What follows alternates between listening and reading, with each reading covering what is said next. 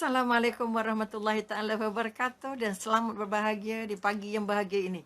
Pagi Khamis di mana kebanyakan kita berpuasa sunat dan pertama saya nak ucapkan kesyukuran setinggi-tingginya kadar ilahi kerana kita diberikan ruang dan kesempatan untuk bertemu secara FB Live. Kedua, saya nak ucapkan tahniah setinggi-tingginya kepada Puan Teh kita yang menjadi pemacu utama Masjid Ibnu Abbas yang berusaha bersungguh-sungguh untuk menjayakan juga kuliah 2 bulanan mereka sehingga akhirnya tercetuslah idea untuk membuat apa yang kita katakan pertemuan dalam bentuk FB Live ini. Dengan itu kita masih dapat berjumpa, dapat bertemu, dapat menyampaikan kuliah dan juga jemaah dapat menambah ilmu. Terima kasih pada jemaah yang sudah bersedia insya-Allah untuk sama-sama dengan saya Dr. Rubiah Hamzah meneruskan kuliah bulanan kita yang memang dijadualkan. Maka sekali lagi kita ucapkan syabas, sabar dan tenang. Maka mari kita sama-sama panjatkan kesyukuran kepada Allah Ilahi dengan ungkapan Alhamdulillah. Kerana Allah masih beri kita kesempatan untuk merasa nikmatnya, manisnya kehidupan ini. Siapa yang merasakan tidak manis, maka dia akan menderita. Senangnya, ya Allah ya Tuhanku, mendapat ujian-ujian dari Allah. Sebab itu dipesan Allah, kamu bersyukurlah dengan apa yang dikurniakan. Kerana sejak kamu dilahirkan, kamu datang ke sini dengan telanjang. Maka aku yang bagi pakaian, kata Allah. Kamu juga datang sini dalam keadaan lapar. Maka akulah yang bagi makanan. Dan yang ketiga, kamu datang dalam keadaan tidak tahu apa-apa. Siapa yang bagi kita pandai? Allah. Maka apa saja nikmat yang kita dapat hari ini, apa yang nikmat yang sedang kita nikmati hari ini adalah nikmat yang dikurniakan oleh Allah. Bukan kerana hebatnya kita, pandainya kita, kuatnya kita.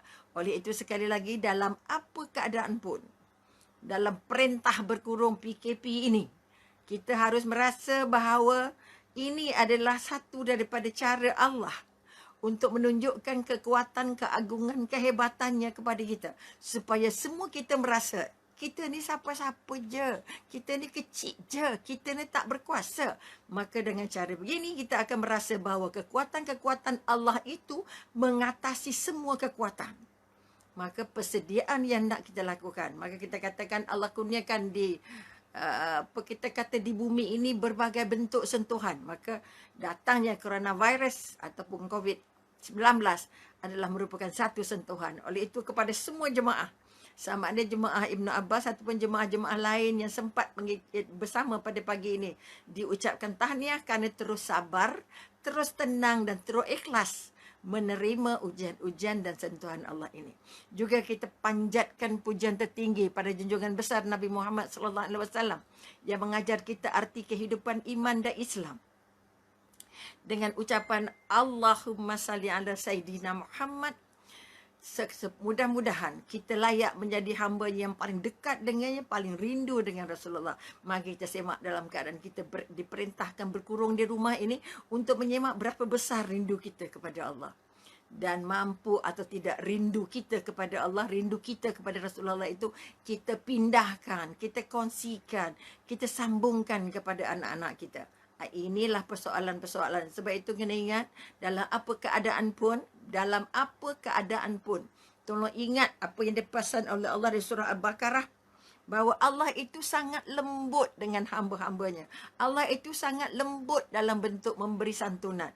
Sebab itu kita kata mohonlah kepada Allah dalam apa bentuk sekalipun dengan solat dan sabar.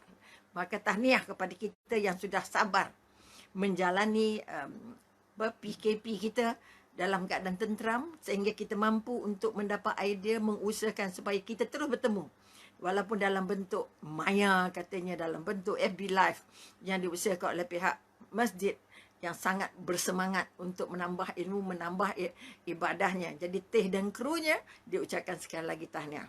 Dan untuk pertemuan pagi ini, kita akan menghuraikan sedikit persoalan yang ada kaitannya dengan anak-anak kita. Sebab kita sekarang berdepan dengan anak pagi, petang, siang, malam. Apa yang kita perhati pada anak-anak kita? Sebab itu kita kata setiap perkahwinan tidak akan merasa indahnya kalau tak punya anak. Betul? Tetapi indahnya, bahagianya, senangnya, gembiranya punya anak bertahan berapa lama. Ini yang kita nak simak. Masa nak dapat bahagia, menunggu, meraihkan dan sebagainya. Tapi setelah anak itu dapat, dari umur berapa anak itu sangat bahagia? Anak saya ni lucu-lucu sangat. Daripada umur 1 sampai umur 3 tahun. Umur 4 tahun sudah mula ragam-ragam sikit. Tapi kita kata tak apa, dia sedang belajar. Tapi bila anak menungkah kepada umur-umur baligh, masihkah lagi lucunya? Masihkah lagi bahagianya? Masihkah lagi gembiranya? Mari kita semak. Apa lagi bila anak sudah melintas remaja dan akhirnya jumpa nama alamnya dewasa. Maka dalam proses atau dalam keadaan, dalam suasana, kita sama-sama di rumah. Mari kita berkongsi sedikit apa bahan berfikir yang harus kita fikirkan untuk dijadikan tindakan bagi menyemak anak kita ini. Adakah madu yang menyenangkan, mengembirakan, ataupun dia jadi racun yang menyulitkan, memilukan, memalukan dan sebagainya. Maka itu tajuk yang akan dibawa, yang akan saya kongsikan, Yukmi kongsikan untuk para jemaah Ibnu Abbas dan juga semua yang sempat menonton. Mudah-mudahan ada faedah pada kita untuk kita meneliti apa perjalanan, tindakan, apa nilai, apa makna yang kita nak ambil setelah punya anak. Sebab itu Nabi pesan, kamu nanti apa yang paling Allah tidak suka apabila ada hambanya kembali kepada Allah dalam keadaan mandul. Ini ungkapan yang kita nak angkat. Kalau satu lagi ungkapan yang berkata, jangan kamu sampai berjumpa Allah dalam keadaan muflis. Ini orang yang buat baik, buat jahat sama banyak. Akhirnya kebaikan-kebaikan ibadahnya pindah pada orang yang diinaya, orang yang dizalimi. Tapi pagi ini, Umi nak angkat pesanan, jangan kamu balik berjumpa Allah nanti dalam keadaan mandul. Ini satu peringatan yang kita nak pegang. Bila sahabat ditanya, apa yang kamu faham mandul? Mandul maknanya tak ada anak. Tapi yang Nabi kata apa? Bukan mandul sebab tak ada anak. Tetapi mandul apabila dia punya anak, tetapi tidak memberi apa-apa kebaikan. Setelah ibu ayah berangkat berjumpa Allah, setelah kita berjumpa di akhirat. Sebab itu apa satu daripada sebab mengapa Umi angkat tajuk ini, untuk kita sama-sama mendapat sedikit sentuhan supaya kita membaiki sentuhan-sentuhan kita pada anak-anak, supaya anak-anak merasa ada perubahan-perubahan yang patut mereka lakukan dan kita lakukan sebagai ibu dan ayah, dan mereka sebagai anak yang nanti bukan sahaja akan bersama dengan kita di dunia. Ibu ayah beriman, ibu ayah yang soleh-solehah, sangat mengharapkan dia akan bersama-sama dengan anaknya di dunia, dan sangat-sangat juga mengharapkan dia akan bersama anak-anaknya di akhirat. Mampu atau tidak, kita pegang tangan anak kita, suami keluarga kita untuk masuk syurga bersama-sama. Sebab itu kita katakan anak yang begitu adalah anak yang benar-benar jadi permata hati. Maka yang kita nak bincang, pertama kita kata kenapa kita kata anak itu boleh jadi racun, boleh jadi madu. Maka kita ambil kekuatan, kalau Al-Quran sebut pun, kalaupun katakan Ibn Katsir sebut, Ibn Qayyim pun sebut juga, mengatakan ada 4 karakter anak. 4 jenis karakter anak yang boleh menentukan sama ada nanti kita ini mandul atau tidak di mata Allah. Kita ini akan dapat aliran pahala setelah kita berangkat ataupun tidak. Sebab itu kita bukan saja mahukan anak kita bersama-sama kita di dunia, tetapi lebih penting lagi, kita nak anak-anak kita akan sama-sama di akhirat nanti. Kalau boleh sama-sama masuk syurga. Ini impian setiap orang beriman. Impian setiap orang yang punya anak. Sebab itu kita kata, bila seorang anak Adam meninggal, maka apa yang tinggal, semuanya putus amalnya. Tetapi tetap ada dapat imbalan-imbalan daripada amal jarah yang dia buat, ilmu yang dia ajarkan. Dan yang paling besar ialah doa yang berterusan daripada anak-anak. Maka ini yang nak kita angkat. Ini yang kita nak angkat, bahawa kita kata mampu atau tidak anak kita itu. Anak kita mampu atau tidak jadi hadiah terbesar untuk kita merasa bahawa anak yang sedang ada bersama kita ialah anak yang nanti akan bersama kita di syurga. Minta maaf, tekak sakit sikit, kita minum sekejap. Okey tak?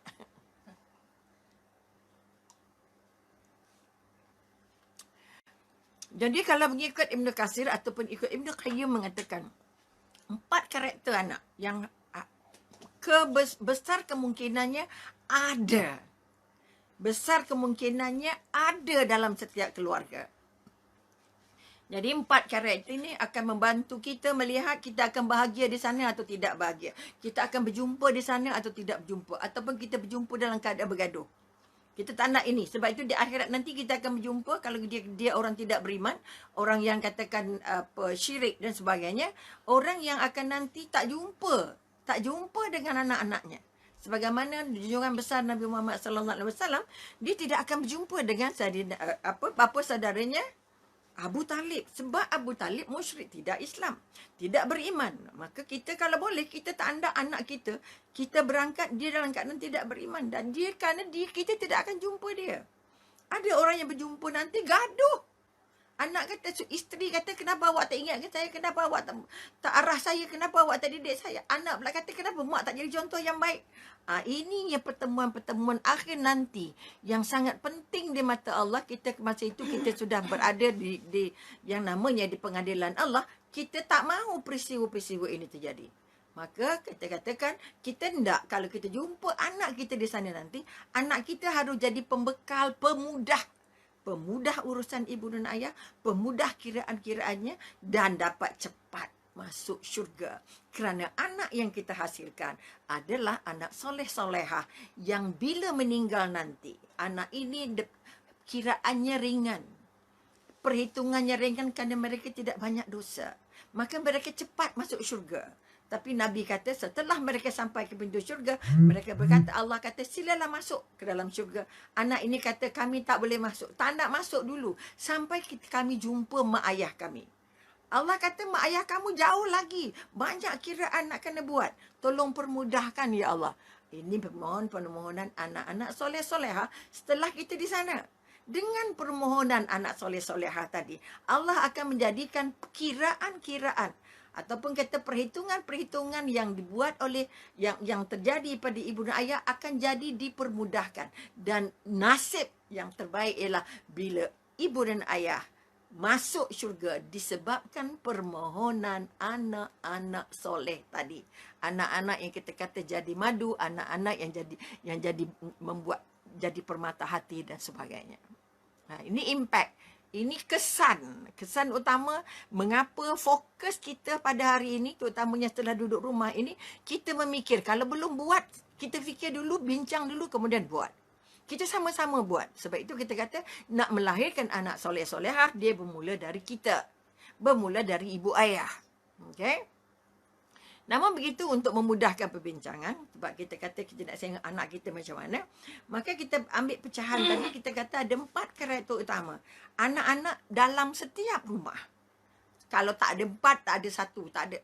Pasti ada salah satu daripada 4 karakter anak tadi. Maka mari kita tengok. Katakan, yang pertama kita kata apa? Dalam setiap rumah, pasti ada anak yang jadi perhiasan kepada ibu dan ayah. Apa makna perhiasan? Anak yang sangat-sangat dibanggakan. Anak yang sangat-sangat menjadi lonjakan untuk nama baik orang tuanya. Sehingga kadang-kala, contohnya kita kata, anak yang kita katakan dapat 5A, pandai, cemerlang, anaknya hafiz, hafal 30 juzuk. Anaknya, ibu akan kata, walaupun saya tak pandai baca Quran ataupun tak habis baca Quran, tak ada jadi hafizah, tapi anak saya hafal 30 juzuk, anak saya lulus tahfiz. Maka apa yang kita katakan anak jadi perhiasan? Anak jadi kebanggaan mak ayah, walaupun kadang-kadang mak ayah mampu ataupun perlu menghina dirinya. Walaupun saya tak sekolah tinggi, tak pandai, tapi anak saya semua pergi universiti. Walaupun saya keluarga miskin, walaupun kami tak ada banyak benda, tapi kami dapat pergi umrah 2 tahun sekali. Contoh. Artinya, kita nak bangun balik kekuatan, kita jangan, minta maaf, cerita anak. Okey, jadi kalau boleh kita kata anak saya walaupun kami orang miskin tapi anak saya pandai juga, walaupun kami ni tak cukup macam-macam tapi anak saya dapat belajar luar negara juga. Artinya anak yang menjadi bahan cerita kepada ibu ayah.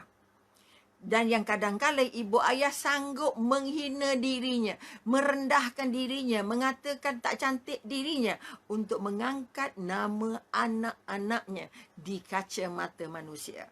Sebab itu tidak ada peperiksaan. Kalau dapat 6A itu setengah mati ceritanya.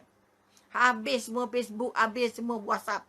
Anak saya dapat 6A UPSR, anak saya begitu dan begini. Ini yang biasa kita lakukan. Kebanyakan ibu ayah, ya Allah, ditanya anak kamu dapat markahnya berapa? Anak kamu studinya berapa, di mana? Anak kamu, Allahu Akbar. Satu bahan perbincangan yang sangat hebat. Yang sangat dibanggakan dan sangat disukai. Dan kalau kita kata anak tak dapat 6A, alamak malulah nak cakap. Tapi kalau dapat 6A, hebat. Ini contoh anak yang jadi perhiasan. Di mana anak diangkat. Walaupun belum tentu soleh-solehah. Anak yang menjadi buah mulut. Cuba jadi macam dia. Anak dia begini. Cuba jadi macam anak uncle tu. Anak uncle tu begini. Kenapa kamu tak jadi macam dia? Gini. Oh, letih kita. Anak setengah mati. Ada anak suka diangkat-angkat. Tapi yang kadang-kadang anak tak ada apa-apa. Tapi mak ayah setengah mati. Bercerita tanpa henti. Mari kita semak diri kita. Adakah kita menjalankan tugas ini ataupun kita buat perangai ini? Kalau maka kita kata tak salah puji anak tapi jangan berlebihan. Jangan dicerita tak habis-habis kerana masa depan anak itu kita tak tahu. Masa depan dunianya kita tak tahu, masa depan akhiratnya kita tak tahu. Tetapi kita berhak untuk merancang, okey? Jadi sekali lagi hari ini kita sudah tahu bahawa anak saya ini jadi perhiasan. Ya Allah. Di mana-mana anak jadi bahan cerita. Anak jadi pokok persoalan. Anak jadi pokok perbincangan. Anak jadi pokok berbandingan. Maka itu satu jenis ataupun kita kata satu jenis daripada apa kita kata jenis-jenis anak. Okey, satu daripada jenis-jenis anak. Jadi kalau boleh kita nak angkat, memang ada jenisnya begitu. Okey? Ada jenis mak bapaknya begitu dan ada jenis anaknya begitu. Anak yang tak dipuji, anak yang tak disanjung, anak yang tak dibagi hadiah, anak yang tak dapat sokongan, tidak dapat apa kita kata pujian-pujian melambung, dia lembik. Itu pun susah juga. Sebab itu jangan terlalu banyak menjadikan anak sebagai semata-mata perhiasan. Sebab itu kita nak tengok juga perhiasannya itu untuk perhiasan dunia ataupun perhiasan akhirat. Kalau anak dapat berapa pun cemerlangnya, tapi tak takut dengan Allah, tak taat dengan Allah, tak sayang agama, tak kenal Rasulullah, tak ada karakter Rasulullah. Kita bimbang hias perhiasan-perhiasan ini hanya tinggal di dunia. Sebagaimana kita buat perhiasan rumah kita. Gambar cantik-cantik, bunga cantik-cantik, hiasan cantik-cantik. Tapi untuk dunia kita berangkat semua perhiasannya tinggal. Jadi sekali lagi, mari kita fahami bahawa satu daripada karakter anak yang Allah wujudkan, fitrahnya, Allah kurniakan kita, ibu bapa dan anak yang jadi perhiasan. Jadi itu yang pertama. Mari kita semak sama-sama. Saya begitu tak orangnya? Anak saya begitu tak orangnya? Maka dari hari ini kita boleh baiki. Jangan cerita. Boleh cerita, tapi jangan bercerita tak habis-habis. Sehingga kita merasa kita lah yang paling tak pandai, kita lah yang paling tak tahu. Walaupun saya tak pandai masak. Tapi anak saya jadi chef utama. Boleh masak macam orang ini. Walaupun saya bukan orang Perak, tapi boleh masak tempoyak macam orang Perak. Oh ya Allah. Jadi anak saya walaupun tak sekolah tinggi ke, tak pandai bahasa Inggeris, tapi anak saya best speaker dan sebagainya. Jadi kekuatan yang nak diangkat, pertama tolong ingat balik. Kita tidak mahu hanya jadikan anak kita dalam watak yang pertama tadi, iaitu hanya jadi bahan perhiasan di hati dan di mata orang tua. Itu yang pertama. Kita cuba kalau boleh 4-4. Kalau tak boleh, kita sambung lagi akan datang atau bulan depan insya-Allah. Nanti kita runding dengan teh. Okey, yang watak yang kedua atau karakter yang kedua atau jenis anak yang kedua. Okey. Disebut juga dalam Al-Quran bahawa anak itu jadi musuh. Ini yang kita paling takut ni. Anak yang jadi musuh, surah At-Takrabun ayat 14. Iaitu bahawa dia kata, hai orang beriman, sesungguhnya di antara isteri dan anak-anak kamu, ada yang menjadi musuh bagi kamu. Maka berhati-hatilah terhadap mereka. Mari kita semak balik di sini. Okey? Kalau surah At-Takrabun kata, ayat 14 kata, anak kamu, tadi kita kata anak kamu perhiasan. Sekarang anak kamu musuh. Ini yang kita kata racun ke madu. Okey. Ini bercakap tentang anak, bukan bercakap tentang isteri, bukan cakap pasal poligami. Kadang-kadang sebut madu, dah poligami pula, bukan. Kita bercakap yang cantik, yang hebat, yang indah, yang baik, yang berkhasiat. Itu yang kita kata madu. Anak yang benar-benar menjadi penawar, menjadi mata, apa kita kata buah hati dan sebagainya. Ataupun kita kata cahaya, apa sajalah anak hebat ini. Maka ada memang Allah takdirkan dalam sebuah keluarga ada anak yang jadi musuh. Bila masa anak jadi musuh? Ini yang kita nak semak balik. Bila anak kita yang kita jaga dari kecil, ya Allah, kita tatang setengah mati, tapi bila dia besar dia jadi musuh. Ini yang kita nak semak.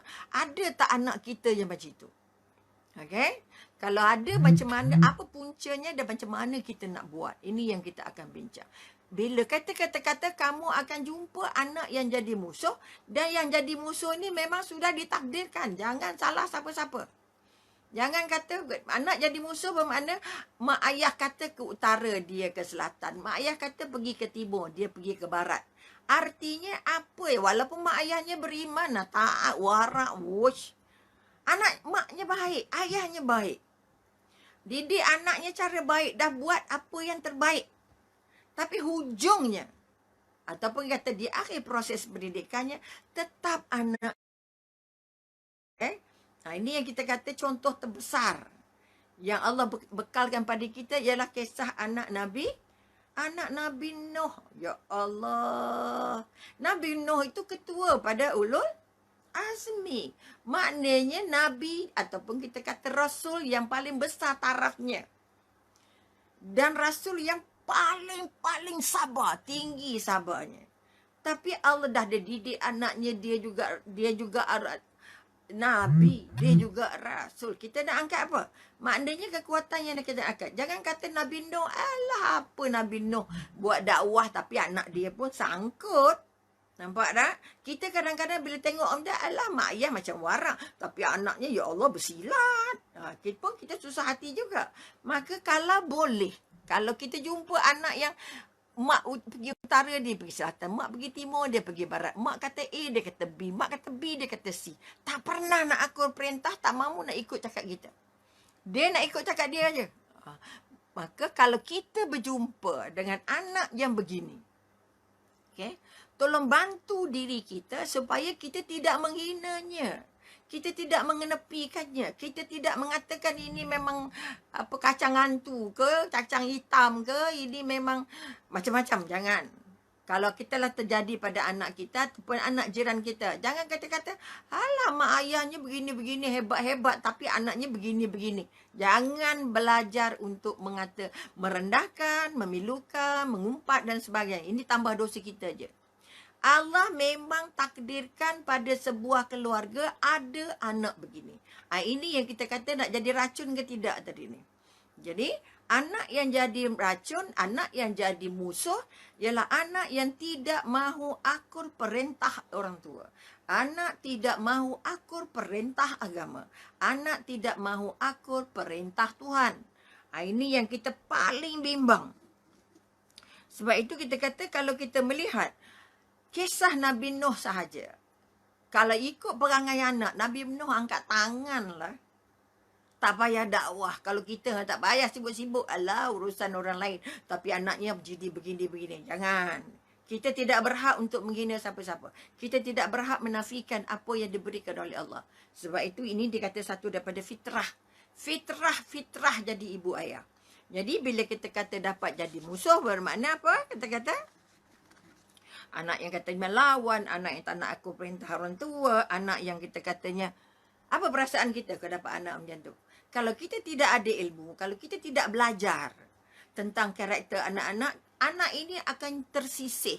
Anak ini akan dikacang hantukan, kacang hitamkan atau di kambing hitamkan dan sebagainya. Maka saya pesan pada semua ibu ayah, Allah yang bagi anak itu karakternya begitu. Allah yang bagi hasil sama ada hasil didikan kita atau hasil daripada pergaulan dia ataupun apa saja. Kerana apa? Kenapa Allah bagi pada anak Nabi Nuh begitu? Okay, kalau kita kata Nabi Lot begitu, anak tak nak ikut, isteri tak nak ikut. Bermakna kita katakan walaupun sudah dididik secara baik, anak lain baik, dia je yang meragam. Apa sebab? Kita tak tahu. Kata dia kalau ikut Ibnu Katsir, dia kata Allah bagi kat kita ini, kalau kita kata ambil contoh anak Nabi Nuh tadi, Allah bagi sebab ada dua sebab. Okay, kalau kita kata pada Nabi Nuh, anaknya jadi racun pada dia. Okay, kerana Allah memang nak menguji. Anak ini datang kepada kita sebagai ujian dari Allah untuk melihat siapa yang paling kamu sayang. Kamu sayang dengan Allah atau kamu sayang dengan anak? Kamu ikut perintah Allah atau kamu ikut perintah anak? Ini kekuatan yang kita nak angkat. Pertama, memang Allah bagi sebagai ujian. Bagaimana kita nak mengangkat kekuatan ujian ini supaya kita mampu melaluinya? Kita mampu melaluinya, kita mampu mengadunya. Sebab itu jangan ketepikan, jangan pandang hina, jangan pandang rendah, jangan katakan bagi katakan menganaktirikan anak-anak yang sebegini. Mereka pun tak nak jadi begitu. Mereka pun nak jadi baik, tetapi Allah nak bagi kat kita. Allah nak bagi kat Nabi Nuh bahawa kamu ni baik, kamu ni rajin, kamu ni Nabi, kamu ni pilihan Allah, kamu ni utusan Allah. Kamu dah buat yang terbaik, tapi anaknya meragam juga. Tapi jangan pula jadi alasan, alah anak Nabi pun meragam, apalagi anak aku, terus biar. Jangan. Kita harus ada ilmu. Ya, kita kerana nanti di akhirat kita nak jumpa dengan dia sebab dia anak kita. Ini kekuatan yang kita nak angkat. Yang mereka kata tadi racun ini yang maksimumnya. Kalau jumpa sebab pertama tadi untuk ujian. Nabi Nuh diujian sebagai anaknya Kan'an. Ya Allah, dididik dari kecil sampai besar. Tetapi dia tak mampu untuk ikut ayahnya. Kerana Allah nak tengok Nabi Nuh sayang anak, ikut perintah anak, atau Nabi Nuh sayang dan taat perintah Allah. Jelas bahawa Nabi Nuh mengikut perintah Allah. Bila anaknya dipanggil, masuklah dalam kapal ini, nanti kamu tenggelam. Jadi minta dengan, ya Allah, kerana anak itu anak aku, ya Allah tolong selamatkan. Jadi Allah jawab, itu bukan anak kamu, sebab dia tak nak ikut syariat kamu. Ini kekuatan-kekuatan yang nak dibangun. Nabi Nuh tetap patuh perintah Allah. Itu sebab kita kata anak yang jadi racun ini adalah anak yang jadi ujian besar untuk kita. Macam mana kita nak mengendali diri? Sebab itu ibu ayah, tolong cari ilmu macam mana mengurus anak. Tolong cari ilmu bagaimana nak mengurus emosi yang meragam. Macam mana nak cari ilmu nak bercakap dengan anak-anak ini. Kerana minda mereka, selalunya anak begini, mindanya pantas. Intelijennya tinggi, emosinya mungkin meragam sikit, akidahnya mungkin sangkut sikit. Ini yang kita nak buat. Jadi kalau kita Ibnu Katsir kata dia bagi dua, satu lagi dia bagi kerana apa? Kerana mungkin ada salah-salah, ada cacatnya dalam proses mendidik. Faktor didikan ibu ayah ataupun yang paling besar faktor karakter ibu ayah. Sebab itu kalau ikut ulama dia katakan untuk dapat anak soleh kamu mesti berjumpa dengan orang yang air mandinya beriman, rahimnya rahim yang bersih dan suci, dan maknanya suci di mata Allah. Maka kekuatan yang nak dibangun ialah kekuatan di mana kita nak melatih diri, belajar untuk menyayangi, belajar untuk melayani. Tapi kalau tak ada ilmu, kita akan layan dia dengan nafsu. Kita akan layan dengan marah-marah. Kita akan layan dia dengan tindakan-tindakan tak cantik. Kita akan kita akan rendah-rendahkan dia. Maka sekali lagi, kalau Nabi pun juga diuji. Kalau kita kata pengaruh mak ayah, dimulakan dengan calon suami, calon isteri. Soleh ke solehah atau tidak. Kerana kita katakan angin tidak bertiup mengikut mahunya kita. Kita nak anak, semua orang nak anak hebat. Nak anak cantik, nak mana matanya biru, nak rambutnya perang, apa sajalah. Nak anak yang paling cantik, nak matanya besar, matanya jeli macam mata bidadari. Artinya, tidak semua impian-impian mak bapak itu adalah impian yang ditunaikan oleh Allah. Jadi ada anak yang jadi musuh bermakna anak ini terlepas pandang. Ada hal-hal yang tak dapat kita tunaikan ataupun ada benda yang tidak kita lakukan. Nanti insya-Allah kalau di akhir nanti kita cuba sikit kita mengkaji mengapa anak ini jadi musuh pada kita. Jadi yang paling kunci pada Umi nak pesan pada mak ayah ialah belajar untuk menerima semua anak seadanya. Kalau dia pandai walaupun pencapaian, ya Allah, sakit juga, apa tekak sikit, minta maaf banyak. Maka anak jadi musuh ini memang ada dalam keluarga. Oleh itu, belajar. Nanti kita akan bincang apa cara-cara nak buat. Sebab itu kita kata kerana Allah nak uji. Kedua, kerana didikan, pemakanan, doa, kawan, hubungan dan sebagainya. Ini kalau sempat kita akan bincang di bahagian akhir nanti. Bagaimana untuk melahirkan anak soleh-solehah, insya-Allah. Ketiga, kita kata yang pertama tadi apa? Anak yang jadi perhiasan. Dia jadi perhiasan saja. Tak ada buat apa. Kadang-kadang oleh kerana mabuk dengan perhiasan, dengan pencapaian, dengan kebahagiaan, kita lupa nak tanam betul akidah.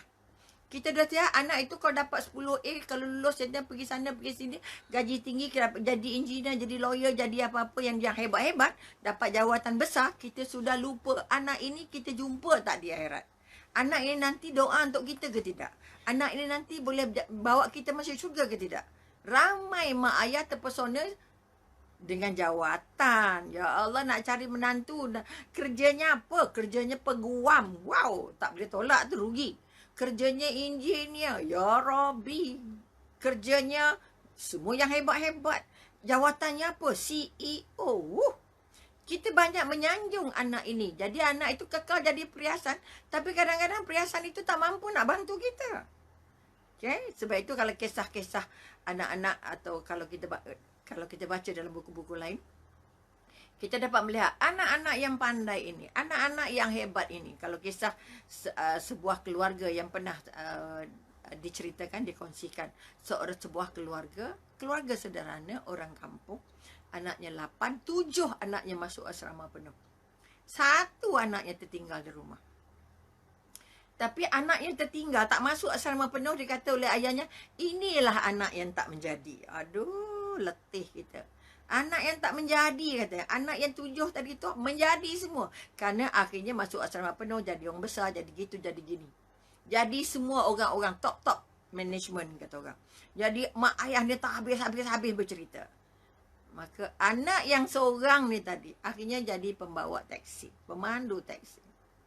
Tapi izin Allah, kerana hari-hari jaga ibu dan ayah, Allah bagi keberkahan dalam kehidupannya sehingga akhirnya dia jadi pemborong taksi. Ada 8 taksi. Dan akhirnya ayah dan ibunya dibawa ke hospital, dibawa ke mana-mana, jalan mana-mana pakai taksi. Anak yang besar-besar, keretanya besar, tinggalnya jauh-jauh. Dan sulit untuk balik sebab pegawai penting. Sehingga mak ayah kecil hati sampai pesan pada anak yang tertinggal tadi atau anak yang dah anggap tak menjadi tadi, kalau ibu ayah meninggal, tak payah tunggu abang-abang kamu, terus saja kebumikan. Ini yang dipesan oleh ibu ayah kepada anak yang asalnya kata tak menjadi tadi. Memang sungguh-sungguh terjadi. Ketika maknya sakit, ayahnya sakit, adik telefon mak ni gini-gini, ayah ni begini-begini. Akhirnya mak ayah meninggal tanpa sempat ditemui oleh abang-abangnya yang 7 tadi. Bila abang-abang bila kata mak ayah dah meninggal dan terus dikebumikan, abang-abang balik, kenapa tak tunggu? Adik jawab kata apa? Kalau masa hidup susah nak balik, susah nak jumpa, untuk apa jumpa sudah meninggal? Ini contoh anak hiasan ni tadi. Sebab itu sekali lagi jangan pandang rendah pada semua anak, apa pun keadaannya. Okay? Walaupun tadi kita dah bincang jadi musuh. Sebab itu anak jadi musuh, pertama banyak-banyak angkat kekuatan. Ini hadiah dari Allah. Pandang dia sebagai cahaya. Jangan pandang dia sebagai gelap. Boleh? Itu kita kata anak yang jadi racun. Sekarang pukul 10.40. InsyaAllah kita cuba. Ada 2 lagi insyaAllah. Jenis atau sifat anak yang ketiga yang kita nak semak ini. Kita ada ke tak ada? Anaknya ada ke tak ada? Mampu ke tidak kita melaluinya? Kita juga dalam At-Taharun ayat berapa tadi? Ayat 15 juga. Maknanya kita kata sesungguhnya hartamu dan anak-anakmu hanyalah cubaan bagi kamu. Ini ayatnya. Apa maksud cubaan? Apa maksud ujian? Ini 2 benda. Tadi jadi musuh. Ada anak-anak yang dilahirkan untuk jadi ujian pada ibu dan ayah. Untuk jadi cubaan pada ibu dan ayah. Untuk jadi apa yang namanya untuk menguji. Menguji artinya kalau kita kata menguji, maknanya dia jadi bahan ujian yang sangat besar dari Allah untuk hambanya, untuk ibu dan ayahnya. Apa contoh anak-anak jadi bahan, anak kita kata anak jadi ujian pada ibu ayah? Anak jadi ujian pada ibu ayah apabila anak yang dilahirkan itu cacat. Bila anak yang dilahirkan itu Down syndrome. Kalau anak yang dilahirkan itu jantung berlubang. Bila anak yang dilahirkan itu polio. Bila ada anak yang dilahirkan itu ada sakit yang berterusan. Okey? Ini kekuatan yang nak diangkat. Maka kita kata ibu dan ayah akan dikurniakan dengan anak yang begini. Walaupun semua ibu ayah berdoa apa? Semua ibu ayah berdoa untuk dapat anak terbaik. Anak sempurna. Anak yang lengkap semuanya. Namun begitu, mahunya Allah lah yang akan terjadi. Bila kita kata mahunya Allah yang terjadi, kita akan jumpa anak-anak yang kurang upaya, kita kata sekarang. Anak-anak yang memerlukan bantuan khusus, bantuan yang berpanjangan hingga ke akhir hayat. Saya ada beberapa kes yang dapat dilihat secara live, secara langsung. Anak yang lahirnya daripada umur 1 sampai umur 7 baik. Kemudian anak dari umur 7 demam. Demam terus. Tulangnya bengkok, bergulung. Sampai umur 15 tahun anak itu meninggal. Sebuah keluarga 3 anaknya begitu. Okay? Ada juga anak yang sampai akhir hayat. Okay? Kawan yang punya abang, punya kakak, seorang kakak, seorang abang, yang anak kakaknya yang pertama, abangnya yang kedua, dapat sakit yang rencat akalnya. Bila rencat akal tak boleh berdikari. Dari kecil perlu disuap sampailah tua disuap. Tak boleh pakai baju sendiri, tak boleh pergi tandas sendiri, semua kena buat. Semua kena buat. Sehingga adiknya yang ketiga tanya pada maknya, apa sebab Allah bagi ujiannya begini? Okay? Apa sebab mak ayah diberi ujian yang begini berat? Sebab kakak dan abangnya terus tidak boleh berdikari sampai mati. Kakaknya berumur 53 tahun, abangnya berumur 40 lebih, baru meninggal. Bila ditanya pada ibunya, okay, apa perasaan? Agak-agak apa perasaan? Macam mana mak boleh mampu menguruskan kakak dan abang yang kita katakan cacat tadi, yang tidak boleh berdikari tadi? Apa dia kata? Mungkin ibu dan ayah masa dulu-dulu banyak buat dosa. Mungkin ayah dan mak boleh ada banyak buat salah. Maka hari ini Allah bagi ujian bentuknya begini. Maka ibu dan ayah harus terima dengan rela hati. Sebab itu dia tak pernah tunjuk muka marah dalam proses mengurus anak-anak yang cacat tadi. Kerana dia ada ilmu anak ini ujian. Dia kata kalau Allah bagi ujian, kalau di sekolah, kalau kita kata ada ujian, maknanya nak dinaikkan pangkat, nak naik darjah, nak bagi markah tinggi, nak dapat kedudukan nombor 1, nombor 2, nombor 3, nak dapat GCPA 4 flat dan sebagainya. Itu namanya ujian. Maka dalam hidup kita tak pernah jumpa yang tak ada ujian. Maka kita kata, apa sebab mak senang dan sabar, ringan, artinya redha saja melayaninya. Melayani kakak dan abangnya. Apa maknya kata? Allah sekarang nak gugurkan semua dosa-dosa ibu dengan melayani adik abang-abang kamu ini. Sehingga anak itu, adiknya tadi tidak bertanya lagi. Tidak bertanya lagi.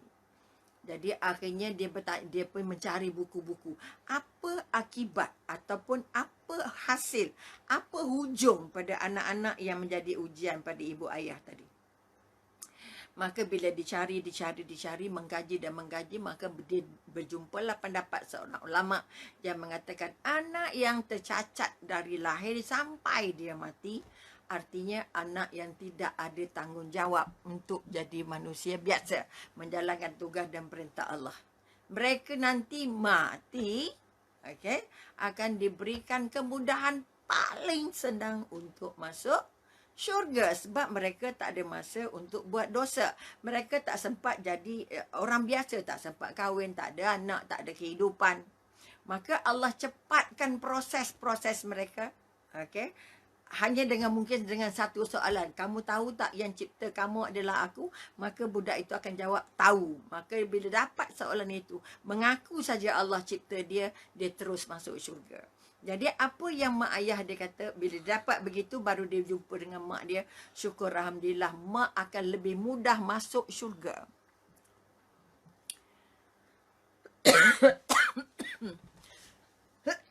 Minta maaf banyak, panjang pula ceritanya. Maaf je kita ni. Okey. Ni bersemangat ni cerita pasal anak-anak. Maka harapan daripada mak ayah ataupun imbalan pada mak ayah dengan adanya ujian-ujian, cubaan untuk pada anak-anak yang cacat tadi, Allah juga gugurkan dosa-dosa mereka. Bila mereka tak banyak dosa, menerima ujian Allah dengan redha, menjalankannya dengan ikhlas dan penuh sabar. Orang sabar memang janjinya syurga, betul? Maka Allah akan pemudah semua proses mereka untuk sama-sama dengan anak mereka sebagaimana mereka bersama di dunia. Sulit semua. Maka Allah pemudahkan untuk mereka dapat nikmat sebesar-besarnya di akhirat. Sebab anak-anak yang tidak sempurna ini adalah anak-anak yang tidak merasa nikmatnya kehidupan di dunia. Maka Allah pemudahkan proses mereka untuk masuk syurga, ganti balik semua kesulitan-kesulitan, semua tidak selesa yang mereka lalui. Mereka tak ada kehidupan di dunia. Artinya tak berkawan, tak pergi mana-mana, tak kahwin, tak ada anak, tak ada keluarga, tak ada pekerjaan. Maka kesulitan-kesulitan yang mereka lalui ini akan diganti Allah dengan kemudahan-kemudahan yang menunggu di syurga. Ini kekuatan yang kita nak angkat. Maka kepada semua ibu ayah yang memiliki anak-anak istimewa ini, apapun jenis istimewanya, sedar, yakin, faham, cari ilmu, bina keyakinan bahawa anda sekarang, ibu ayah yang ada anak cacat ini adalah ibu ayah yang sudah dipilih Allah untuk mengendalikan anak-anak syurga yang dihantar ke dunia. Anda sedang melayan, menjaga, mengurus calon-calon syurga yang Allah hantar ke dunia untuk menjadi ujian pada ibu ayah. Hebat tak? Mengendalikan anak yang kurang upaya, mengendalikan anak yang jadi ujian ini adalah proses mengkaji ataupun kita kata mengendali, mengurus calon syurga. Sebab itu jangan ada keluh kesah, jangan ada menyesal, jangan ada salah siapa-siapa. Ini anak kamu ni cacat sebab masa mengandung, potong cicak ke, potong katak ke, ataupun apa-apalah. Jangan ada kaitan-kaitan itu. Anak cacat bukan kerana ayahnya buat ini, maknya buat ini masa mengandung. Itu cerita orang kampung-kampung kita dulu. Cerita orang dulu. Jangan mancing, nanti anak kamu sumbing. Jangan bunuh binatang, nanti anak kamu begini. Jangan buat itu. Oh, banyak je pantang larang masa mengandung. Sebenarnya tak ada kaitan langsung dengan kepercayaan karut-marut itu. Maka dari hari ini, tolong tinggalkan kepercayaan bahawa kalau potong ikan, nanti anak jadi terpotong. Allahu Akbar. Kalau terpijak binatang, nanti anak terseliuh dan sebagainya. Tak ada kaitan langsung antara proses mengandung, proses yang kita buat, apa-apa yang kita buat masa mengandung dengan apa yang Allah kurniakan. Ini yang kita nak buang sekarang. Tolong redha, tolong terima. Sebab itu sebagai ibu dan ayah yang punya anak istimewa, mesti ada ilmu. Mesti ada kemahiran. Mesti belajar macam mana mengurus anak ini secara benar. Secara agama dan secara psikologi, juga secara emosi dan secara kehidupan harian. Bagaimana mengendali fizikal mereka, bagaimana mengendali emosi mereka, bagaimana mengendali minda mereka, dan bagaimana mengurus kehidupan mereka. Kerana, dan adik-beradik kena angkat. Jangan suruh mak saja. Kerana semua orang berhak masuk syurga, maka siapa saja adik-beradik yang bersama mengendalikan adik-beradiknya yang kurang upaya ini, mereka juga diberi kemudahan digugur dosa. Ini paling penting, tolong ingat. Digugur dosa. Jangan buat dosa dengan keluhan, dengan marah-marah. Okay? Saya ada pengalaman di mana seorang kawan yang ada anak kurang upaya ini, atau anak kita panggil anak istimewa ini, dia malu kalau dia orang tahu yang dia ada anak istimewa. Saya pernah masuk ke rumahnya. Kebetulan pintu depan tak buka, saya masuk ikut pintu tengah. Ikut pintu tepi. Rupanya masa itu anaknya ada. Dia boleh masuk anaknya dalam bilik air. Tepang ke tepung, ke tepang ke tepung. Anaknya jerit-jerit dalam bilik air. Saya tanya, ini anak ada apa itu? Itu budak mandi. Tapi akhirnya dibisik oleh pembantunya, anak itu anak istimewa. Ada mak ayah malu ni punya anak istimewa ni. Oleh itu sekali lagi saya mohon, dengan sesi ini, dengan pertemuan ini, minta maaf banyak. Ini berkobar-kobar cakapnya, dia tekak cepat kering. Minta maaf teh. Okey. Maka kekuatan yang kita nak angkat, sekali lagi saya berseru pada semua ibu ayah yang punya anak istimewa ini. Okey? Yang punya anak istimewa yang katanya tak boleh memberi apa-apa, tak boleh menambah apa-apa dan sebagainya. Bahawa kalau kita ajar mereka berdoa, doa mereka terangkat serta-merta. Kalau kita kata kita tak reda, bermakna kita sengsara seumur hidup. Hilang pahala, hilang, bertambah dosa je ada. Oleh itu, terima kasih sekali lagi. Kita ucapkan syukur dan terima kasih kepada ibu ayah dan juga pusat-pusat yang mengendalikan anak-anak istimewa ini. Tolonglah layan anak ini sebagai anak calon syurga. Bukan anak yang menyusahkan, bukan anak yang merumitkan, bukan anak yang memalukan, bukan anak yang memilukan, dan bukan anak yang membebankan. Rezeki mak ayah akan sangat lancar sekiranya ayah anak itu diterima secara sepenuh hati. Kerana ini fitrah dari Allah. Kejadian ini atas mahunya Allah. Okay? Atas mahunya Allah. Oleh itu hargai. Hargai anak-anak ini kerana mereka adalah imbasan calon syurga. Kalau kita jaga, insya-Allah kita jangkit jadi calon syurga. Jadi sebab itu sekali lagi, pengetahuan agama untuk semua penjaga, pengasuh, ibu ayah, pusat-pusat pengasuhan anak-anak istimewa ini harus dapat suntikan yang betul, suntikan yang benar, ilmu yang meyakinkan, ilmu yang mendekatkan mereka dengan Allah, supaya mereka merasa bangga dan bahagia dapat kesempatan mengendalikan anak-anak istimewa ini. Itu kita katakan karakter anak yang ketiga. Okey. Kita ada sikit lagi waktu, insya-Allah kita sempat nak habiskan. Karakter anak yang keempat. Jadi kalau tadi anak istimewa itu jadi racun ke jadi madu, terpulang pada kita. Kalau kita layan dia secara hambar, kita layan dia secara sambil lewa, kita layan dia secara tidak gembira, maka pasti kita akan pungut dosa. Kita akan pungut racun dalam hidup. Okey? Sebab itu sekali lagi pengalaman peribadi, ramai lagi orang tua ataupun ibu ayah simpan anak tak istimewa mereka untuk tidak diketahui oleh siapa-siapa. Malah saya pernah tengok seorang besar, pemimpin, tak payah sebut siapa, anaknya kembar. Satu anaknya sempurna, yang kembar tu tak berapa sempurna. Disimpan, dijaga dalam baby cotnya sampai besar. Masa saya jumpa, umurnya 17 tahun. Tapi anaknya putih, duduk dalam gelap. Sampai orang gaji dia kata apa, Puan nak tengok anak syurga tak? Anak itu tergulung saja dalam bakul baby cot itu, tidak dibawa keluar, dan ada gambar keluarga, tak ada gambar anak ini. Bermakna kehadiran anak ini dinafikan oleh keluarga. Sejak itu saya sangat sedih dan saya mengharap saya tidak dijemput lagi ke rumah tersebut. Sebab saya sangat sedih melihat anak syurga yang dinafikan. Haknya dinafikan, kebahagiaannya hanya bergantung pada orang gaji. Duduknya dalam bilik gelap. Ini yang saya sangat sendu, sangat sayu. Okay? Maka tolong, kalau ada lagi ibu ayah yang merasa cacat disebabkan ada anak tak sempurna ini, dia adalah salah. Takut nanti anak masuk syurga, dia tak jumpa syurga.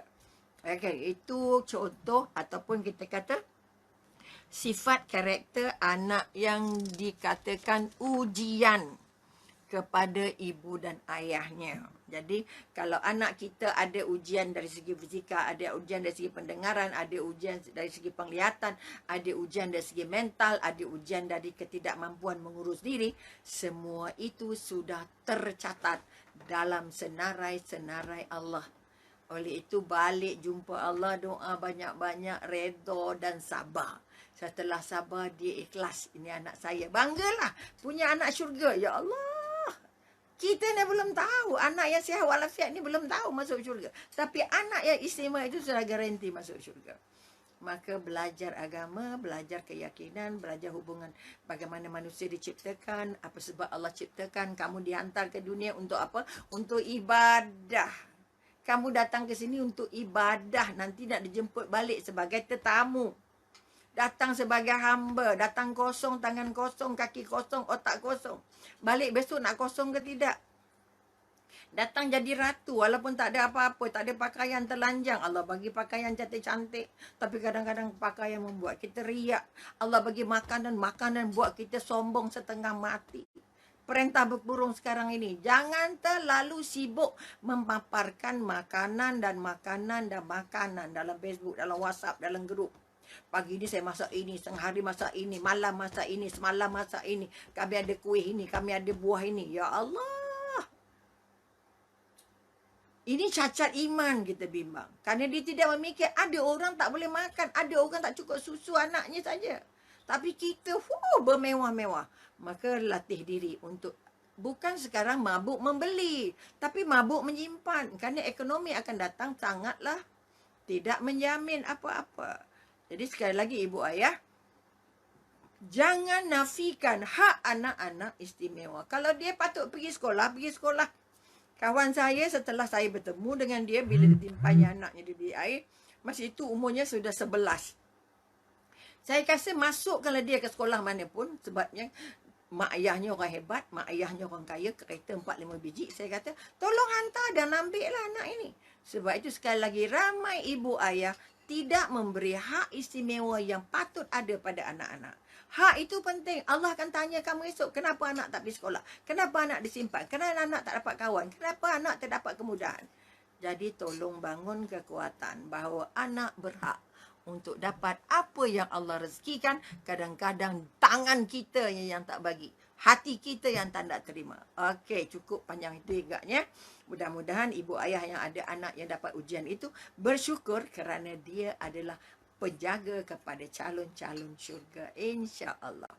Anak yang keempat, jenis anak yang keempat, ini yang kita kata tadi, balik kepada madu dan racun. Maka mari kita melihat bahawa anak yang keempat adalah anak yang jadi permata hati. Bila kata anak jadi pemata hati, pastilah dia tidak lain dan tidak bukan anak soleh anak soleh solehah. Bila kita kata anak soleh solehah, maknanya apa? Kalau kita tengok surah Al-Furqan ayat 74. Ya Tuhan kami, anugerahkan kepada kami isteri dan keturunan kami sebagai penyenang hati. Okey, ini yang kita minta. Anak ini adalah anak idaman setiap orang, ya kan? Sebab itu kita kata tidak ada ibu ayah yang beriman hendakkan anaknya sesat larat. Tidak ada ibu ayah yang beriman dekat dengan Allah, nak jumpa syurga Allah, yang tidak mendoakan anaknya jadi soleh-solehah. Tapi apa yang sebenarnya terjadi? Kita terima semua anak yang baik, yang lahir itu sama, betul? Yang membezakan anak itu nanti ialah apa? Bukan sekadar fizikalnya. Kadang-kadang kita kata tidak anaknya putih tapi yang lahirnya hitam, terima. Walaupun hitam kulitnya tapi hatinya putih kalau imannya jelas. Maka sekali lagi mari kita bangun kekuatan bahawa kita kata melahirkan. Dapat anak satu hal. Melahirkan, mendidik, mengasuh anak supaya jadi anak soleh-solehah bukan kerja mudah. Sebab itu hari ini kita lebih senang hantar anak ke sekolah untuk dapat sijil. Saya tidak nafikan jangan sampai tak pergi sekolah. Dah. Anak harus dapat ilmu dunia dan harus dapat ilmu akhirat. Apa yang terjadi ialah apa? Apa yang terjadi? Okay? Yang terjadi kita terbelah. Kita jadikan anak ini hamba dunia, dapat cemerlang dunia, dapat hebat dunia, dapat sijil dunia, tapi kita lupa nak tampung keperluan akhiratnya. Ini yang kadang-kadang kita kata nampaknya baik, santun, baik dengan ayah, pandai sekolah, tapi akidahnya kering. Akidah, keyakinan bertuhannya. Bukan ilmu agama ngaji, itu haram, itu harus fiqah aja dah. Ilmu tentang dia merasa dia ciptaan Allah, ilmu akidah yang ada kaitan dengan keimanan, ilmu yang membuat dia yakin bahawa aku ni bukan siapa-siapa, aku ni hamba Allah. Maka kalau dia cemerlang, dia tak sombong. Kalau dia dapat gaji besar, dia tak kedekut. Kalau dia pangkat besar, tak zalim. Nampak? Kita mati-mati tanya anak, kamu besar tu nak jadi apa? Nak jadi ustaz. Loh, ustaz. Ini pun satu masalah juga. Anak kamu belajar di mana? Sekolah tahfiz. Esok nak kerja apa? Ngajar orang ngaji je ke? Ini pandangan-pandangan sinis. Pandangan-pandangan yang kita kata kalau boleh, tak boleh lagi dipegang. Okay? Kalau kita benar-benar ingin bantuan dunia dan akhirat nanti. Dunia dan akhirat, bantuan kita mestilah bantuan bukan sekadar di dunia. Kita hendak anak kita nanti jadi bantuan masa kita sudah berangkat. Okay? Bila kita kata akidahnya kering, dapat sijil 4 lori, dapat jawatan, dapat gelaran, disanjung, ditatang, dibuat macam-macam sebagai orang hebat.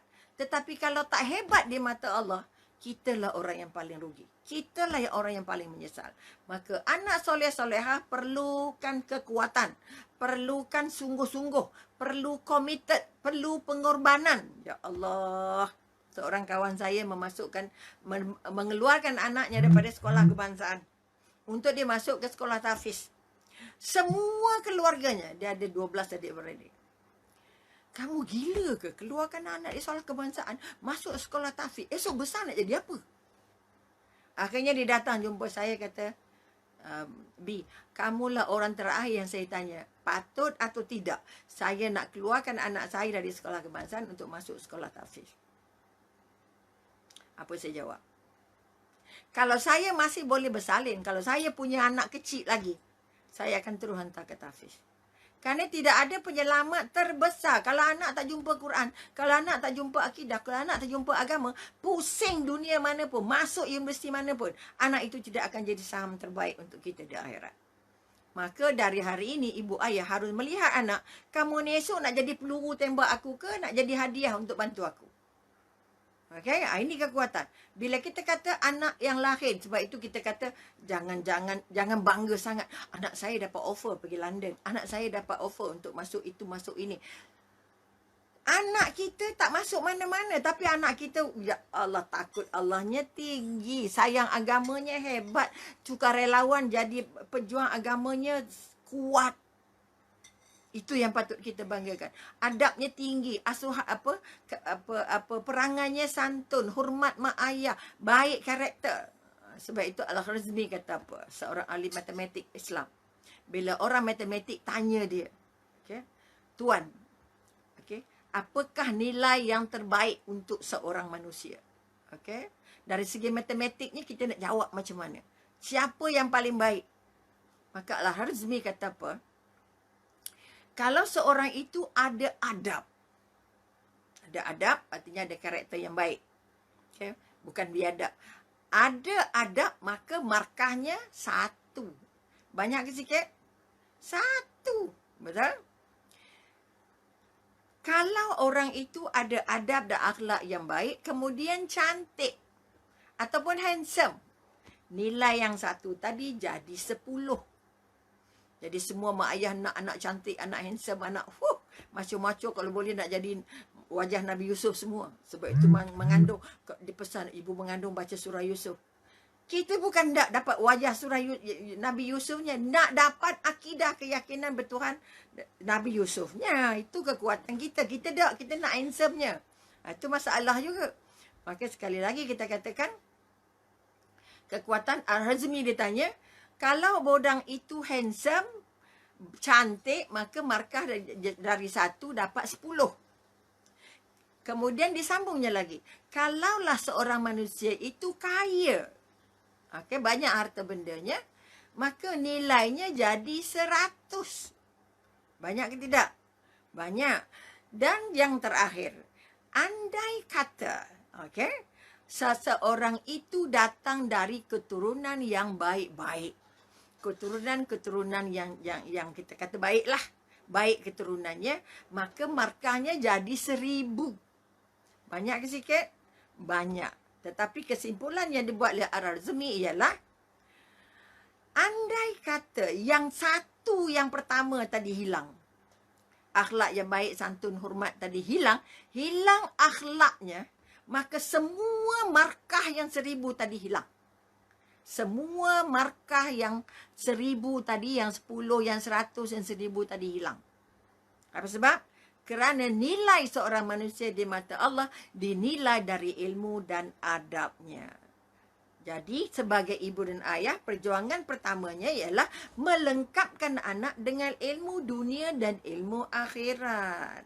Kalau dia belajar di sekolah untuk ilmu dunianya, engineeringnya, kalau apa ke bendanya, sains dan sebagainya, mesti tampung dengan ilmu akhirat. Ilmu yang ada kaitan dengan agama, ilmu tentang ketuhanan, ilmu tentang syurga dan neraka, ilmu tentang adab, ilmu tentang kehidupan yang berlandaskan agama. Tidak lain, tidak bukan, Al-Quran mesti jadi sebahagian daripada isi hatinya. Maka perjuangan yang paling berat ialah melahirkan anak soleh-solehah. Jangan main-main. Bukan hantar sekolah tahfiz anak kita jadi solehah. Belum tahu. Kita kadang-kadang dapat ilmunya, tetapi tak dapat adabnya. Sebab itu ulama memesan pada kita, kalau kita ada ilmu tanpa adab, ilmu itu hilang sia-sia. Kalau kita kata kita orang beriman, tapi tidak beradab, imannya kosong dan hambar. Sebab itu kalau mabuk, hari ini kita kata mabuk. Okay? Ada ulama yang saya namanya terlupa, yang dia kata kami belajar adab 30 tahun. Tapi belajar ilmu 20 tahun saja. Bermakna sangat sulit untuk belajar adab. Sebab itu Imam Syafi'i kata, tanpa adab tak ada ilmu. Tanpa adab tak ada iman. Tanpa adab kamu tak jadi hamba Allah. Maka anak soleh-solehah yang kita nak bina ialah anak yang bukan saja diasuh adabnya dari kecil, adab makan, adab minum. Sebab itu dalam Islam segala adab, bersin ada adab, masuk tandas ada adab. Ya Allah, dari semua sudut nguap aja ada adab. Bayangkan, maka kekuatan yang nak dibangun, apa adab yang kita ada, yang Allah sudah senarai, yang Nabi sudah paparkan dalam kehidupan dia. Semua jenis adab, adab duduk, adab makan, adab bercakap, adab tengok orang, adab jalan, adab, tak ada yang tak ada. Sebutlah apa yang perlu dalam hidup. Semua yang sudah disusun Allah, ditunjuk oleh Rasulullah sebagai satu daripada ciri untuk jadi anak soleh-soleha. Kalaupun dia belajar di Kairo, dia belajar di Madinah, belajar di mana-mana, ilmunya banyak, sijennya banyak, Al-Hafiz, Al-Qurannya di bibir. Tetapi kalau adabnya kosong, adabnya rendah, adabnya kasar, ilmu itu hilang maknanya, hilang rohnya, hilang cahayanya. Maka pada ibu dan ayah, kita sama-sama angkat mana yang sempat. Kalau jadi nenek, mungkin pada cucunya. Kalau ada masih anak, masih muda, anak masih kecil, tolong asuh dulu kekuatan adabnya. Nak cakap dengan mak macam mana, mata tengok macam mana, tegur orang macam mana, senyum macam mana. Kenapa Allah bagi senyum? Untuk membayangkan kamu ada emosi. Tapi sekarang ni tengah perintah berkurung, mungkin mak ayah susah senyum. Terbaik senyumlah banyak-banyak, kerana senyum itu penawar. Senyum itu menggambarkan emosi kamu. Wahai ibu dan ayah, jangan tak senyum. Ada duit ke, tak ada duit ke, banyak duit ke, sikit duit ke, cukup ke, tak cukup. Yang cukupkan Allah. Yang aku yang bagi hantar kamu ke dunia, aku yang tentukan rezeki kamu. Okay? Jadi belajar tenang. Dapat sikit kita makan sikit, dapat banyak kita makan banyak. Buat kuah banyak-banyak, insya-Allah. Habis-habis buat bubur. Ini kekuatan yang kita nak buat. Semalam saya ada masalah perut. Anak buat bubur, buat sup minum macam bubur. Itu pun sebahagian daripada cara untuk mengurus diri. Maka orang yang beradab ini ialah orang yang ada ilmunya dan orang yang menggunakan ilmu itu dengan cara beradab. Adab itu bukan tampil-tampil lekat-lekat, tampal-tampal tak. Adab itu menjebati macam darah. Dia tertampil dalam setiap masa, tertampil pada setiap orang, tertampil pada setiap tempat. Tak boleh kata, dia orang besar duduk elok. Ini kita kat rumah orang, jangan cakap banyak. Padahalnya, hilang adabnya bila bertindak di depan orang ramai. Adab kita bukan untuk orang ramai, bukan untuk pamer-pamer. Untuk kukuhkan diri. Adab dengan Allahnya macam mana? Adab dengan Rasulullahnya macam mana? Rasulullah sudah bagi kita semua adab untuk hidup. Oleh itu kita kata melahirkan anak soleh-soleha harus dulu dimulakan dengan ibu dan ayah. Sebab itu ulama kata apa? Okey, kita kata anak soleh. Kita bukan saja mahu anak pintar. Yang kita bimbang sekarang, anak kita mesti jadi pintar. Masuk taska umur 4, umur 5. Nak suruh buat apa? Boleh baca, boleh tulis. Boleh baca, boleh tulis. Boleh baca, boleh tulis. Pintar, boleh buat matematik, campur darab bagi. Ya Allah. Ini kekuatan. Tapi kemampuan untuk mendidik adab harus dimula dari rumah. Mula dari rumah. Kalau dia kukuh di rumah, insya-Allah. Sebab itu agama kata, ibu dan ayah itu guru nombor 1. Rumah tangga itu sekolah nombor 1 anak untuk mendidik adab. Kita sekarang belajar tak ada buku, tak boleh belajar. Ni cuti panjang ni. Ada mak ayah kata, kenapa bagi homework banyak-banyak? Loh. Kerana belajar mesti ada aktiviti. Bila guru beri perhatian, bermakna guru nak anak kita pandai. Tapi masuk dalam WhatsApp, marah-marah. Jangan. Ini bukan musim cuti sekolah. Ini hari sekolah, masa sekolah. Jadi semua guru yang prihatin, hubungi ada anak muridnya, bagi sikit latihan supaya anak tak menguap banyak-banyak, anak tak tidur banyak-banyak, anak tak makan banyak-banyak, ada homeworknya. Cucu saya tadi aja ada homework, banyak homework ni, banyak homework. Kita nak asuh dia. Bagaimana untuk melihat, bagaimana untuk beraksi, macam mana untuk bercakap. Ini kekuatan pertama. Anak soleh-solehah tidak hanya ada hafal 30 juzuk saja. Kalau adab kita ada asuh, rosak 30 juzuk. Tak nampak kekuatan. Rohnya tercabut. Oleh itu sekali lagi kita nak bahawa kita kata anak paling beruntung, ibu ayah paling beruntung ialah ibu ayah yang paling baik didikannya kepada anak-anak. Sebab itu Nabi pesan, hadiah terbaik seorang ayah kepada anaknya bukan harta peninggalan, bukan harta dalam bentuk material. Apabila ibu dan ayah mampu mewariskan adab dan budi pekerti. Ingat pesan ini. Mampu mewariskan adab dan budi pekerti kepada anak-anak untuk meneruskan kehidupan. Jadi jangan sibuk nak mewariskan harta, rumahnya, sahabnya, hapus bendanya, tukar nama, beli nama, macam-macam nama ada. Untuk nak membolehkan anak yakin boleh hidup di dunia. Dah Allah sudah janji patanya dengan Allah. Maka sekali lagi mengapa? Sikit lagi ada 10 minit.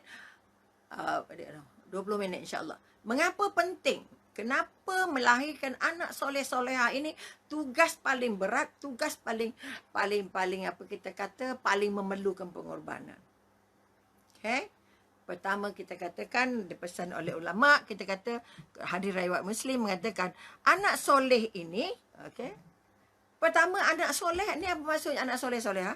Anak yang diajar tentang keyakinan bertuhan. Anak yang diasuh untuk belajar menjalani kehidupan mengikut apa yang disusun galurkan oleh Rasulullah. Maka anak mesti diperkenalkan dengan Allah dan Rasulullah dulu. Kamu ni siapa? Kamu anak ayah, kamu anak ibu. Dah. Kamu sayang siapa? Sayang ayah, sayang ibu. Dah. Perkenalkan dulu, kamu siapa? Kamu hamba Allah. Kamu hamba Allah. Siapa yang kamu patut sayang? Allah dan Rasulullah. Apa perangai Rasulullah? A, B, C, D, E. Sebab itu kita katakan sekali lagi, bagi tahu dengan anak, dia adalah hamba Allah. Dia adalah khalifah Allah. Dia adalah calon syurga Allah. Kalau 3 jawatan ini subur dalam diri anak-anak, anak akan mudah berjuang untuk agama. Anak akan terdorong banyak untuk belajar agama. Anak akan sayang dan cinta Al-Quran. Dengan syarat, contohnya dari ibu dan ayah. Maka langkah untuk kita mengatasi atau untuk melahirkan anak ini, maka kita harus berubah dulu. Kita mesti berubah dulu. Jadi ibu ayah soleh-soleha. Semampunya, semaksimum. Okay? Jangan kata, alah buatlah baik setakat mampu. Tak cukup mampu. Tinggalkanlah yang jahat itu semampunya. Tak ada. Kalau tinggal tak jahat total. Kalau nak buat ibadah, buat sebaik mungkin. Buat sebaik, bukan semampu mungkin. Sebaik mungkin. Maka lihat anak sebagai anak apa. Kita dekat ke dengan Allah, kita hormat ke dengan Allah. Anak kita dekat ke dengan Allah, kita dekat ke tidak dengan Allah. Peraturan siapa yang kita pakai, adab siapa yang kita pakai. Kalau kita tak jumpa Rasulullah, perangai Rasulullah tak ada dalam diri kita. Otak tentang Rasulullah tak ada. Dia ada tentang Facebook, tentang kartun Upin Ipin saja. Letih. Bila sampah masuk dulu ke otak anak, anak susah untuk jumpa Allah dan Rasulullah. Oleh itu, mak ayah belajar dulu. Belajar latih diri jadi contoh. Seperti benda dengan bayang-bayang. Kita bendanya. Kalau bendanya lurus, bayang-bayangnya pasti lurus. Tapi kalau kita bengkok, bayang pasti bengkok. Sebab itu anak-anak itu adalah bayangan dari kita, gambaran dari kita, hasil dari kita. Sebab itu orang Melayu kata apa? Bagaimana acuan, begitulah kuihnya. Kemana tumpahnya kuah kalau tidak ke nasi? Maka ini yang kita nak pegang. Bapak borek, anaknya rintik. Ini semua peringatan-peringatan untuk kita. Maka kalau bagaimana kuih begitulah, bagaimana acuan begitulah kuihnya, maka kuih itu akan ikut kita. Jadi kalau kita meragam, kalau anak meragam jangan marah. Kenapa bohong? Cuba semak berapa banyak kita dah bohong dalam hidup. Bohong mak kita, bohong cikgu, bohong kawan, bohong jabatan, bohong. Macam-macam bohong ada. Kalau kita simpan banyak rekod bohong, maka diwarisi oleh anak-anak. Kan ni dia akan terkeluar juga akhirnya. Maka kita kata yang kedua kita kata, kenapa penting? Kerana anak ini akan jadi contoh. Anak ini akan jadi pembantu kita. Minta maaf. Anak akan jadi pembantu kita. Kerana anak soleh-solehah, hisapnya mudah. Bila hisapnya mudah, dia cepat masuk syurga. Bila dia cepat masuk syurga, dia akan cepat minta dengan Allah, tolong mudahkan urusan kiraan mak ayah aku, ya Allah. Supaya aku dapat masuk syurga dengan ibu ayah. Sebab orang yang paling diingati, orang yang paling diingati setelah kita melintasi sirat, titian siratal mustaqim, ialah kita ingat mak ayah kita. Yang kedua, kita mesti ingat bahawa kalau kita bersama dengan anak di dunia, kita juga berimpian untuk sama dengan anak di akhirat. Okay, dalam masa 10 minit. Kalau kita mengimpikan kita nak jumpa anak kita di akhirat, okay, maka nasihat kita, sayang, buat baik-baik. Solat, ngaji, buat baik. Jadi baik, sayang agama, sayang Rasulullah. Jangan jadikan mak mandul walaupun mak ramai anak. Jadi kita dah bincang tadi, mak yang mandul, ibu bapa yang mandul ialah ibu bapa yang tak dapat faedah daripada 12 orang anaknya. Yang tak dapat pertolongan ketika berada bersama dama di akhirat nanti. Maka bangun matlamat ataupun visi bahawa aku nak jumpa dengan anak masa di akhirat.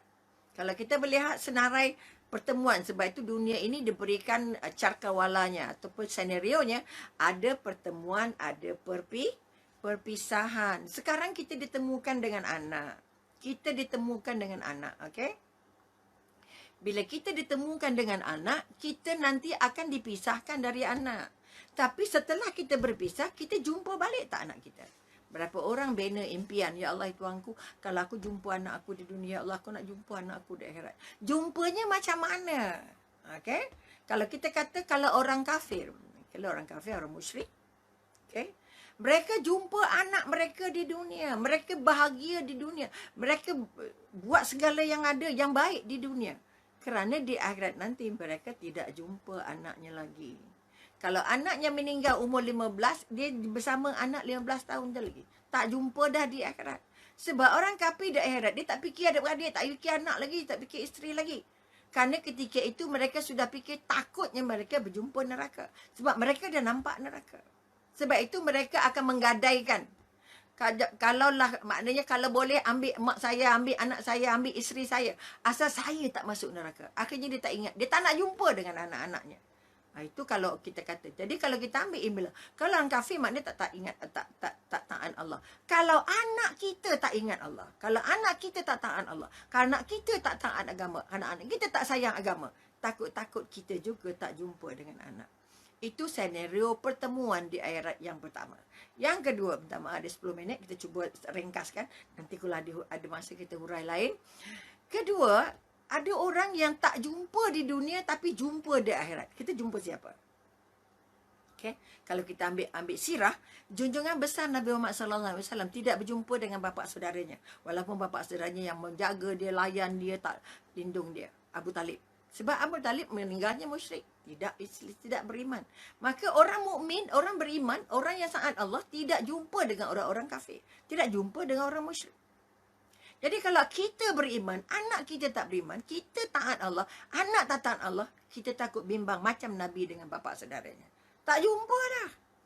Maka dari sekarang buat impian, ya Allah, aku nak jumpa kamu di sana nanti. Maka itu yang kedua. Yang kedua kita kata ada orang yang kita tak jumpa di dunia tapi jumpa di akhirat. Ini untuk orang beriman dan orang tidak beriman. Kita ambil ringkas. Kalau orang beriman, dia pasti jumpa siapa dulu? Kalau dia masuk syurga, jumpa kita berkumpul di telaga Kausar, telaga Nabi. Nabi akan tunggu kita. Kita tak payah tanya yang mana Muhammad ya, kita akan tahu dah siap-siap. Yang mana Adam, yang mana Idris, kita akan jumpa semua Nabi-Nabi. Kita akan terus kenal walaupun tak pernah jumpa. Itu kekuatannya kalau jadi hamba Allah. Jadi orang beriman, jadi orang yang soleh, jadi orang solehah. Senang jumpa Nabi, senang jumpa Nabi-Nabi yang lain, senang jumpa orang-orang yang baik-baik itu. Situ secara ringkas. Dan yang ketiga kita kata, orang yang tidak beriman, yang dia tak jumpa. Kita kata kita ada iblis, ada syaitan di dunia. Tapi kita tak pernah nampak. Di akhirat nanti, kita yang tidak taat dengan perintah Allah akan dijumpakan dengan iblis. Iblis kata, siapa suruh ikut aku? Kan aku dah cakap, kat aku ni jahat. Yang kau ikut juga pasal apa? Iblis akan tempelak kita balik. Kenapa kau dengar bisikan aku? Kamu tak nampak aku, tapi kau dengar bisikan aku. Allazi yuwaswisu fi sudurin nas minal jinnati wan nas. Itu sudah Allah sebutkan dalam surah An-Nas. Dia akan berjumpa dengan orang yang dia ikut, orang yang bisik dia. Sebab itu hati-hati langkah supaya kita tak terikut bisikan orang-orang yang dikuasai oleh iblis, yang menjadikan iblis ataupun benda-benda tagut dan lain-lain yang jadi sebagai bahan untuk kita percaya. Yang ketiga, ada 10 minit insyaAllah. Yang ketiga, kita akan berjumpa dengan keluarga. Ada kemungkinan orang Islam, orang beriman ini akan jumpa dengan keluarga, jumpa isteri, jumpa anak, tapi berjumpanya dalam keadaan bergaduh. Ini mengikut sirah ulama. Bergaduh sebab apa? Isteri terus marah suami. Pasal apa kamu tak cakap kat aku? Kenapa kau biarkan aku tak pakai tudung? Kenapa kau biarkan aku mengumpat? Kenapa kau biarkan aku tak solat? Kenapa kau biarkan aku dedah aurat? Maka wahai pemimpin, wahai suami, wahai ibu ayah, anak berkata, kenapa ayah biar je? Saya pakai short kat rumah. Kenapa ayah biar saja saya berkawan tak kira siapa dan sebagainya. Maka bergaduh, bertengkar, salah menyalah. Itu pun pertemuan. Kalau boleh kita tak nak pertemuan begitu. Okey? Kerana pertemuan begitu juga menyulitkan, memilukan, menyesakkan. Sebab kita ketika itu dalam keadaan yang sangat perlukan pertolongan. Dan yang keempat, kita kata ada yang kita berjumpa tapi pertemuan yang sangat membahagiakan. Okey? Apa dia pertemuan yang sangat membahagiakan? Pertemuan di mana kita berjumpa anak-anak kita yang baik dengan Allah, baik dengan Rasulullah, hidup berjuang untuk agama, hidup sayang pakai agama dalam kehidupan, pakai dalam pengurusan, pakai agama dalam mengurus keluarga, pakai agama dalam jual beli, pakai agama dalam menguruskan bank dan sebagainya.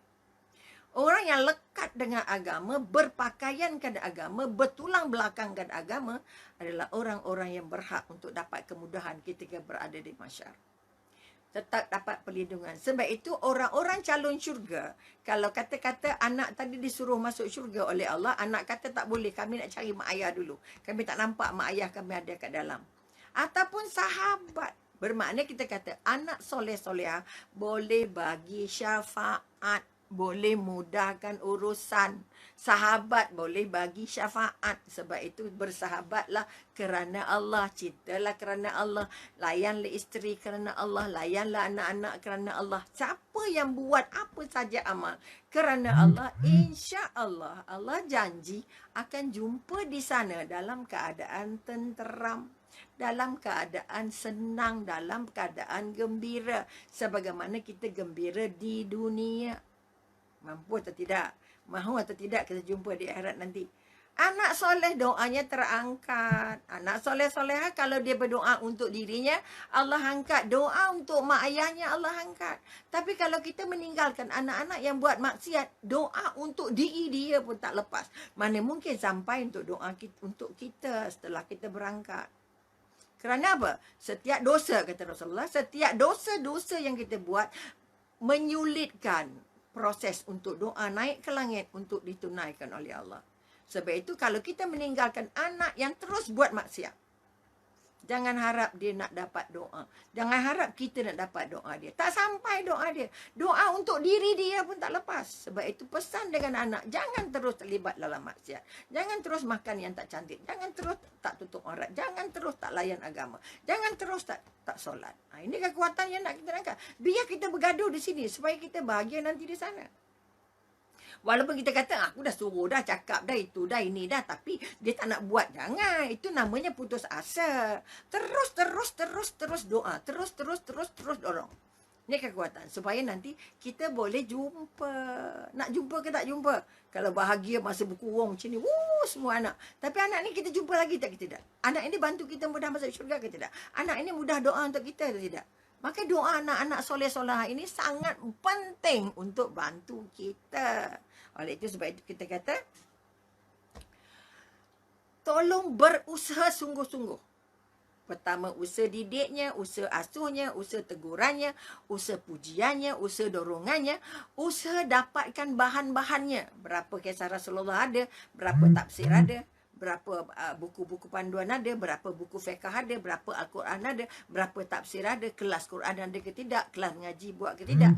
Ini semua adalah assignment, kerja rumah yang mak ayah harus buat. Maka sekali lagi, jangan terus berputus asa. Sebab itu kita kata anak soleh-solehah akan mudah dibina sekiranya pertama, ibu ayah jadi ibu soleh-solehah. Menjadi contoh terbaik dari semua sudut. Dari makannya, minumnya, pakaiannya, pergaulannya, pertuturannya, percakapannya, amalan hariannya. Kalau mak ayah yang cinta Quran, pasti anaknya akan sayang Quran. Pasti anaknya akan baca Quran. Walaupun ibu ayahnya itu bukan hafiz-hafizah. Tapi bila dia melihat anak ibu dan ayah sangat sayang dengan Quran, insya Allah anak akan ikut. Kedua, kalau ibu ayah masih dapat anaknya meragam sangat, tolong semak balik hubungan dia dengan ibu bapanya. Hubungan anak dengan ibu bapa yang bermasalah. Okay, anak suka nyakit hati, bengkak beju semua, tak betul dengan mak ayah, tak pernah minta ampun dengan mak ayah, tak melawan banyak dengan ayah, sakit hati mak ayah, hubungan tak baik dengan mak ayah, tak kisah dengan mak ayah. InsyaAllah, okay, anaknya sulit diurus. Doanya sulit diangkat. Sebab sekali lagi, dosa yang kita ada dengan mak ayah, ya Allah, redha Allah dalam redhonya ibu bapa. Tak dapat redha mak ayah, hidup kita macam dalam gelombang. Dihempas ke sana ke sini, ke sana ke sini. Yakinlah, siapa yang baik dengan mak ayah, berat dengan mak ayah, insya-Allah Allah akan bantu dia untuk mudah dia mengurus anaknya. Walaupun anak tu gedegak lah kata-kata, keras kepala, ke bengkak, ke benjol, tetap Allah akan bagi kekuatan. Maka tolong jaga hubungan baik dengan Allah, tolong jaga hubungan baik dengan orang tua. Dan yang paling penting kita kata, akhir sekali belajar jaga makanan yang dituap kepada anak. Okay. Sekali nyusu saja boleh menyebabkan banyak masalah pada anak. Ketiga, kita kata banyak-banyak berdoa. Doa yang baik untuk anak, macam mana pun anak itu, jangan pernah ada satu titik benci dengan anak. Jangan pernah ada perasaan anak ini memang tak boleh diubah. Anak ini memang dah jadi macam ni. Anak ni memang macam-macam memang ada. Maka sekali lagi, mari kita melihat balik ke dalam diri. Mudah-mudahan perbincangan 1 jam setengah, 5 minit, 3 minit lagi jam saya, kita mampu untuk melihat ke dalam diri. Sejauh mana aku sudah berusaha untuk jumpa anak di akhirat. Sejauh mana aku sudah mendekatkan anak aku dengan Allah. Sejauh mana aku sudah jadi orang yang paling bahagia bersama Allah. Orang yang paling mesra dengan karakter-karakter Rasulullah. Orang yang paling banyak memahami sirah-sirah sahabat. Perjuangan-perjuangan yang dilakukan oleh Rasulullah untuk melahirkan golongan sahabat dan golongan Khalifah Ar-Rasyidin yang sangat-sangat membanggakan sehingga Islam merebak sampai 2/3 dunia. Mudah-mudahan dengan sedikit sentuhan ini akan membantu kita untuk berubah. Allah tak pernah ubah kalau kita tak ubah. Oleh itu belajar berubah dulu. Belajar berubah persepsi pergadaan anak. Belajar berubah persepsi dengan Allah. Belajar berubah melihat persepsi akhirat itu sangat mahal. Maka kita katakan kita belum tahu jumpa nanti di sana kalau kita tidak berusaha sekarang. Maka sekali lagi, latih diri untuk melahirkan anak-anak yang bukan jadi madu, tapi bukan jadi racun. Mudah-mudahan sedikit perkongsian ini akan menjadikan kita orang yang paling bahagia ada anak, paling bahagia berjumpa Allah, dan yang paling utama dapat masuk syurga bersama anak-anak. Sekali lagi terima kasih pada perhatian. Mohon maaf atas yang tak kena di mata dan hati. Yang cantik hadiah dari Allah, yang tak cantik atas kelemahan Umi sendiri.